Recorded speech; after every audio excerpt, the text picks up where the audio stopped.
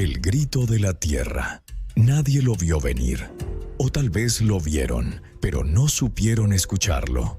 En los días previos al desastre, el aire en las aldeas cercanas al estrecho de Sunda tenía un sabor metálico. Los animales bajaban de las montañas sin razón aparente. El mar inquieto respiraba hondo. Pero los hombres, inmersos en la rutina del arroz y del trueque, no entendieron la advertencia. Fue entonces cuando llegó, no como trueno, sino como un rugido ancestral. Aquel 27 de agosto de 1883, el Krakatoa no estalló.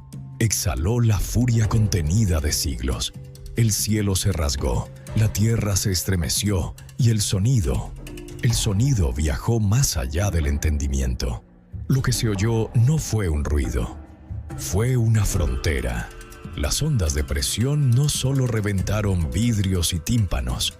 4.800 kilómetros, los telegrafistas en Australia detuvieron sus tareas, creyendo que una guerra había estallado.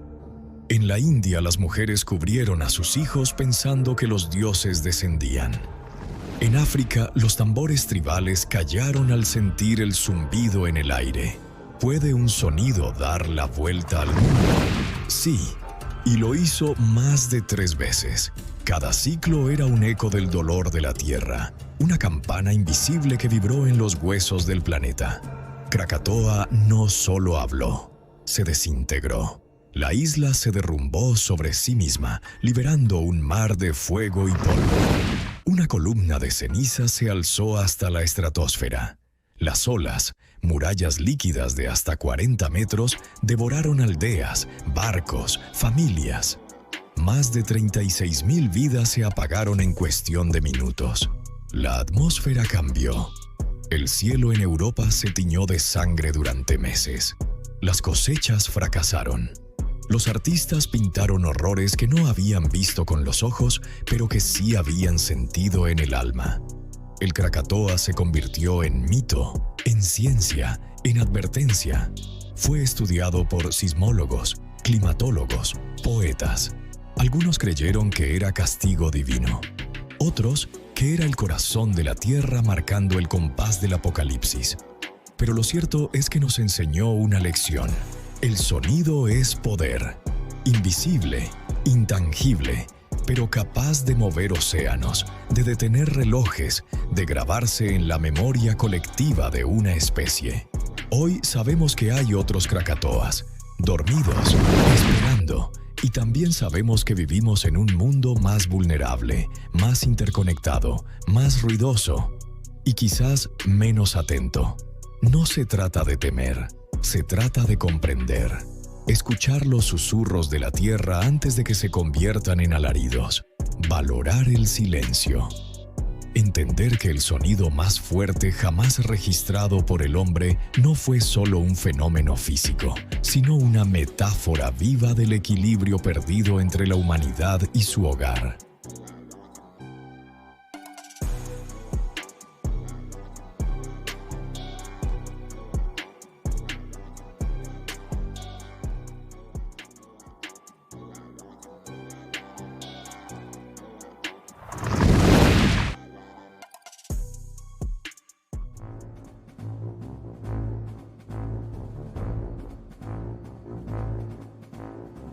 Hubo un día en el que el cielo se volvió rojo.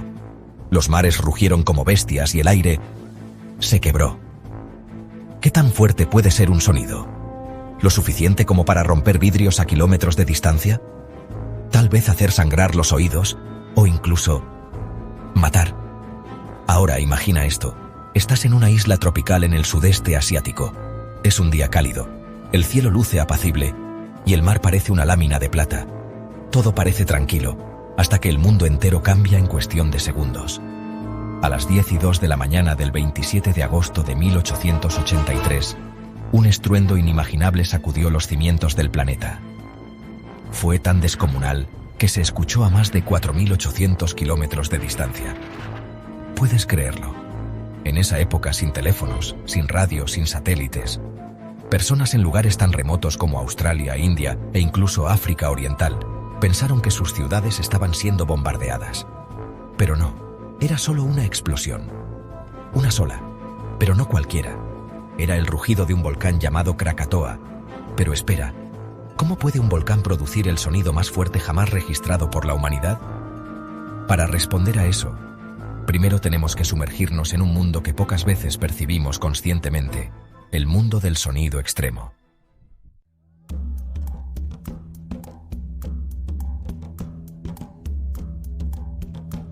El sonido es algo que nos rodea todo el tiempo. Nos despierta, nos advierte, nos emociona. Pero también puede ser una fuerza devastadora. Una onda que se propaga a través del aire, del agua, de la tierra misma. Y como toda fuerza, tiene sus límites. El oído humano, por ejemplo, empieza a sufrir daños irreversibles cuando se expone a sonidos por encima de 85 decibelios durante largos periodos.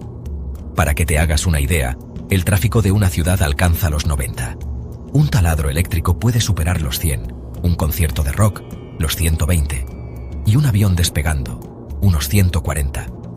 Pero lo que Krakatoa liberó aquel día fue otra liga completamente distinta, 310 decibelios. Sí, has leído bien, 310 decibelios.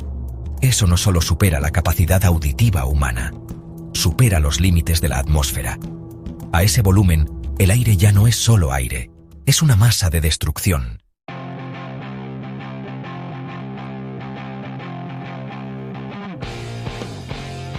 La escala de decibelios es logarítmica, es decir, cada incremento de 10 decibelios representa un aumento exponencial en la intensidad.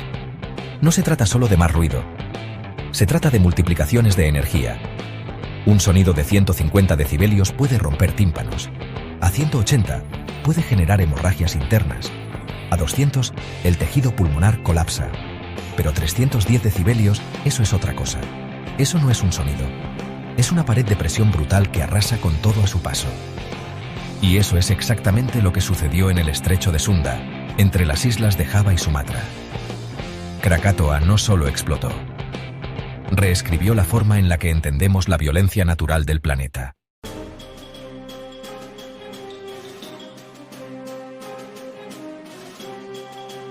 Pero, ¿por qué fue tan poderosa?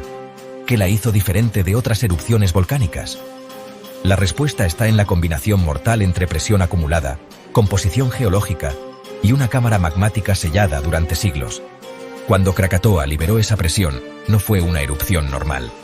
Fue como si la Tierra misma respirara por última vez, y lo hiciera gritando. Las consecuencias fueron inmediatas y devastadoras. La isla prácticamente desapareció. Fue pulverizada. Se formaron tsunamis de hasta 40 metros de altura. Más de 36.000 personas murieron. El cielo se oscureció por días en varios continentes. Y la onda sonora dio la vuelta al planeta al menos 3 veces. Estaciones de medición atmosférica registraron la onda de choque en lugares tan lejanos como San Francisco, París y Río de Janeiro. Era como si el planeta entero hubiera escuchado el mismo grito.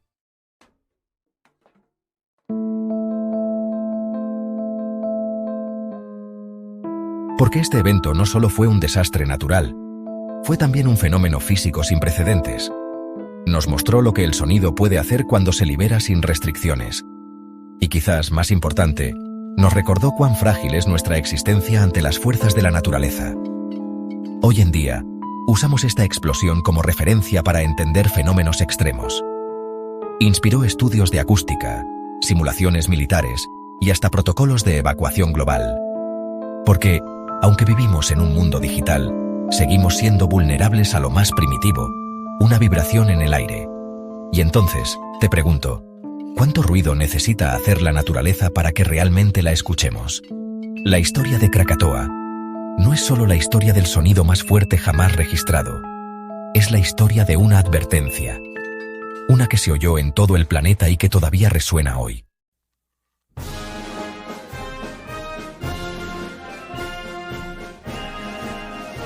¿Qué es un decibelio y por qué es tan importante? Para comprender la magnitud de lo que sucedió en Krakatoa, primero tenemos que entender cómo medimos el sonido. El decibelio, o dB, no es una medida lineal.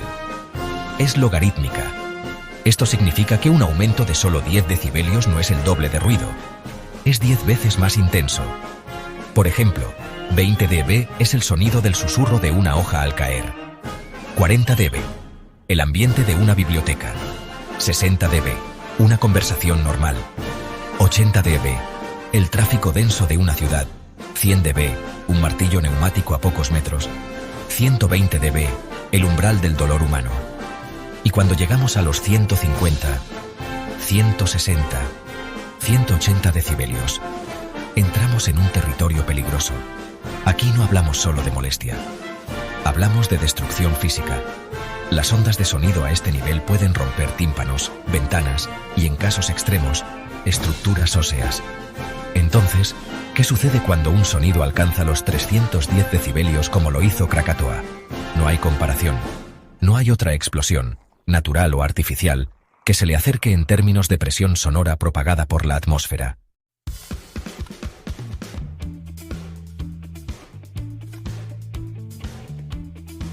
A medida que el sonido se desplaza, genera una onda de presión en el medio por el que viaja. Si esa presión es lo suficientemente fuerte, actúa como una mini explosión en sí misma.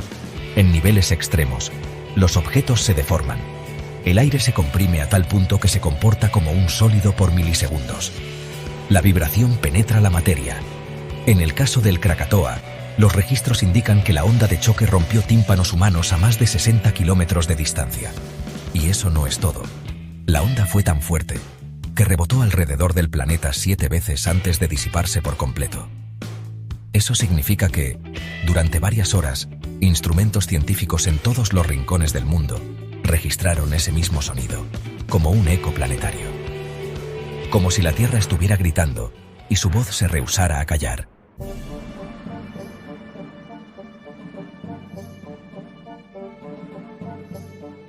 Hagamos un ejercicio visual y auditivo. Imagínate frente a una bocina de un concierto. Sientes como el bajo sacude tu pecho. Eso es aproximadamente 120 decibelios. Ahora imagina que estás a 100 metros del lanzamiento de un cohete Saturno V, uno de los más potentes jamás construidos. El sonido alcanza los 205 decibelios. Tan intenso que podría desintegrar órganos humanos si estuvieras demasiado cerca. Pero Krakatoa fue 100 veces más intenso. Y lo hizo sin altavoces, sin tecnología, solo naturaleza bruta.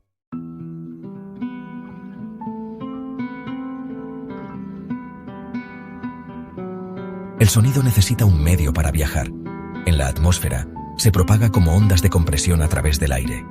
Pero la atmósfera cambia su densidad a diferentes altitudes, y eso suele disipar o desviar sonidos muy fuertes. No fue el caso con Krakatoa. La onda generada fue tan poderosa que se expandió más allá de las capas atmosféricas comunes, alcanzando lo que hoy conocemos como estratosfera. Además, la explosión generó un pulso de infrasonido, ondas sonoras tan bajas que no podemos oírlas, pero que pueden viajar enormes distancias.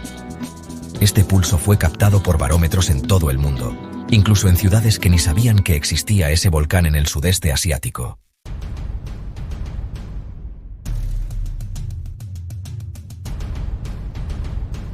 Hasta esa fecha, nadie había presenciado ni registrado un fenómeno acústico de tal envergadura. Lo que Krakatoa nos enseñó fue que el sonido, lejos de ser solo un canal de comunicación o expresión, puede convertirse en una herramienta de destrucción global. Después de ese evento, comenzaron a estudiarse las propiedades del sonido en diferentes capas atmosféricas, las capacidades del oído humano, el efecto psicológico del sonido extremo, y, curiosamente, también se empezó a desarrollar lo que hoy se conoce como armas sónicas. Sí, armas que utilizan el sonido como método de ataque o defensa. Pero esa es una historia que exploraremos más adelante.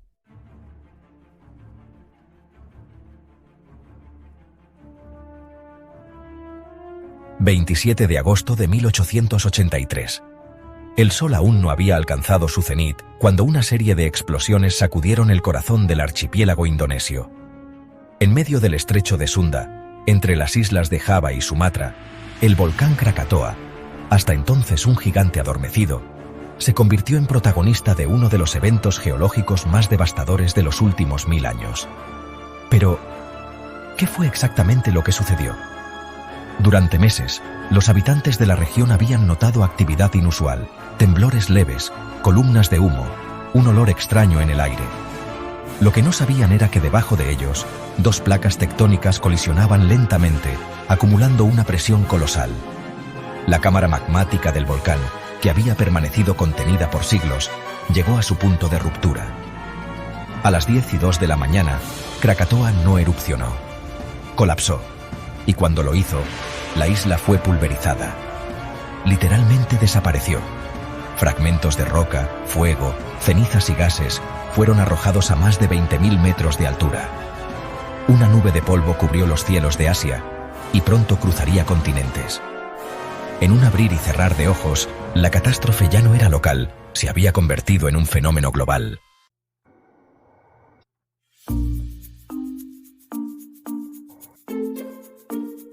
El impacto de Krakatoa no fue solo físico, también fue psicológico y cultural. La humanidad, en el siglo XIX, ya se sentía poderosa. La revolución industrial había traído avances tecnológicos, nuevas formas de comunicación, trenes, barcos de vapor. Parecía que el hombre dominaba la naturaleza. Y de repente, una isla estalla y hace temblar a todo el planeta. Esa disonancia, entre el poder humano y la impotencia frente a la naturaleza, quedó profundamente grabada en la mente colectiva. En los años siguientes, periódicos de todo el mundo narraron el evento con tonos apocalípticos. Escritores lo incorporaron en novelas de ciencia ficción, como Jules Verne. Pintores retrataron los cielos surrealistas que siguieron a la explosión. Incluso se ha especulado que el color del cielo en la pintura El grito de Edvard Munch pudo haber sido influenciado por los atardeceres provocados por Krakatoa. El arte transformó el desastre en símbolo, la ciencia en referencia y la humanidad en lección.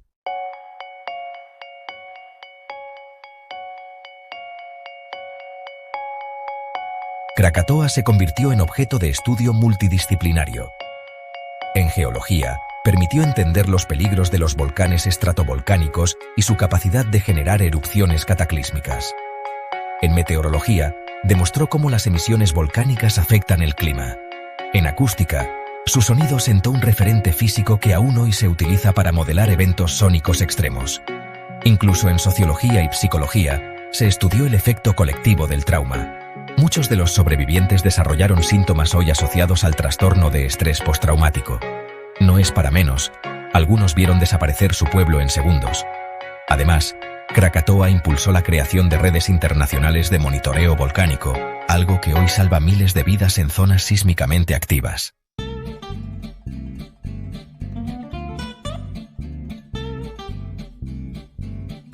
¡1! Erupción pliniana. El tipo de erupción que tuvo lugar fue una pliniana, nombrada así por Plinio el Joven, quien describió la erupción del Vesubio en el año 79. Estas erupciones se caracterizan por columnas eruptivas masivas que pueden superar los 30 kilómetros de altura, como sucedió aquí. 2. Infrasonido. Las ondas producidas por Krakatoa incluyen componentes infrasonoros, vibraciones por debajo del umbral de audición humana, que pueden viajar miles de kilómetros y ser registradas por barómetros, no por oídos. 3. Colapso caldérico. No fue solo una explosión, fue un colapso estructural. Cuando la cámara magmática se vació violentamente, el techo de la caldera no pudo sostenerse, y la isla colapsó sobre sí misma. 4. Aerosoles estratosféricos. La emisión de partículas finas a la estratosfera forma una capa de escudo solar que refleja la radiación. Esta es la razón por la cual bajó la temperatura global.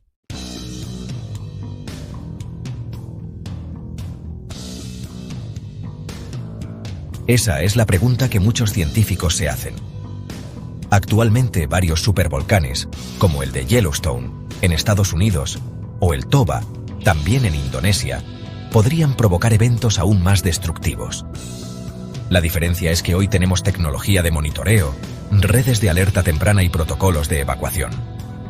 Pero una verdad permanece: no podemos controlar a la Tierra, solo anticiparnos, si tenemos suerte.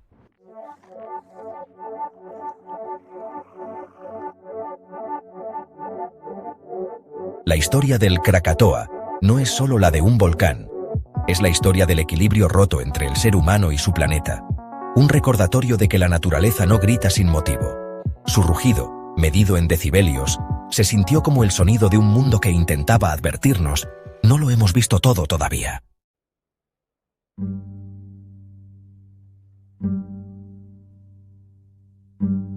La humanidad es experta en mirar hacia adelante. Calculamos, innovamos, planeamos. Pero a veces, las lecciones más importantes vienen de atrás, del eco de un pasado que no terminamos de comprender. Krakatoa no solo fue una explosión, fue una advertencia codificada en sonido. Nos mostró que la Tierra, por más silenciosa que parezca, alberga una fuerza que no podemos domesticar, una fuerza que espera en las profundidades, callada, pero despierta. Hoy, casi siglo y medio después, seguimos estudiando ese grito, porque dentro de él hay claves sobre el funcionamiento del planeta, sobre nuestra vulnerabilidad como especie y sobre lo frágil que puede ser la estabilidad que damos por sentada.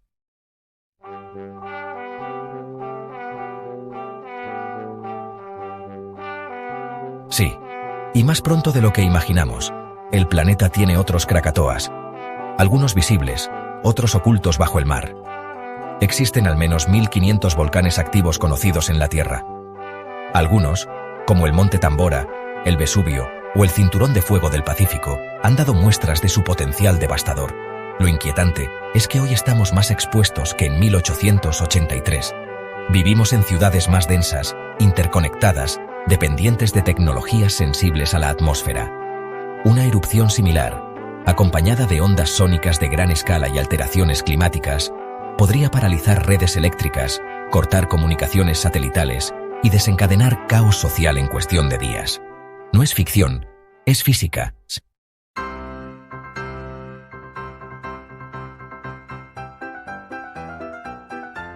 Gracias a los avances tecnológicos, hoy contamos con sistemas globales de monitoreo volcánico y acústico, redes de sensores sísmicos, estaciones de infrasonido y satélites en órbita ayudan a detectar anomalías en tiempo real. Pero el problema no es solo técnico, es también cultural. Muchos gobiernos no priorizan el financiamiento a estos sistemas. Muchas regiones de alto riesgo no tienen planes de evacuación. Y lo más preocupante, la mayoría de las personas no sabe qué hacer si escucha un sonido fuera de lo común, si el cielo se oscurece o si el mar se retira de forma súbita. La memoria del Krakatoa se disuelve en los libros, pero el peligro sigue latente.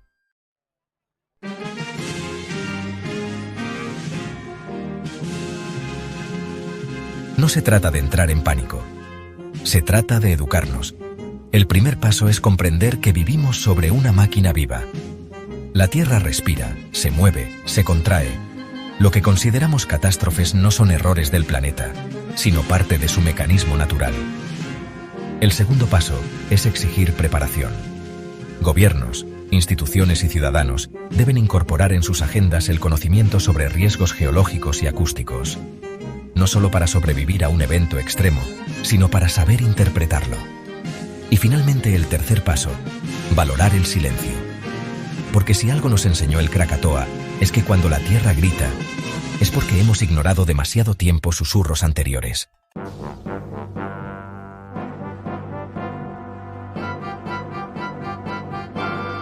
Las ondas del Krakatoa fueron tan precisas que ayudaron en años posteriores a desarrollar los principios matemáticos que hoy se usan en GPS y geolocalización. En algunas tribus indígenas del sudeste asiático todavía se transmiten relatos orales del día en que el cielo se partió. El evento inspiró teorías conspirativas en su época, desde armas secretas británicas hasta castigos divinos. En Londres, el sonido fue comparado con el disparo de una batería naval, a pesar de estar a más de 11.000 kilómetros del epicentro. Todo esto demuestra que un solo evento puede dejar cicatrices no solo físicas, sino también simbólicas en la civilización humana.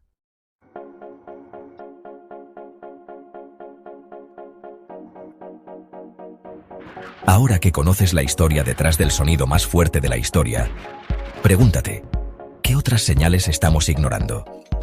¿Qué otros sonidos naturales hemos dejado de escuchar porque el ruido artificial del mundo moderno nos ha ensordecido? Comparte este video si crees que necesitamos volver a prestar atención al planeta. Deja tu comentario. ¿Cuál fue el sonido más extraño, aterrador o inolvidable que has escuchado en tu vida? Y no olvides, escucha, porque la Tierra, a veces, habla en silencio.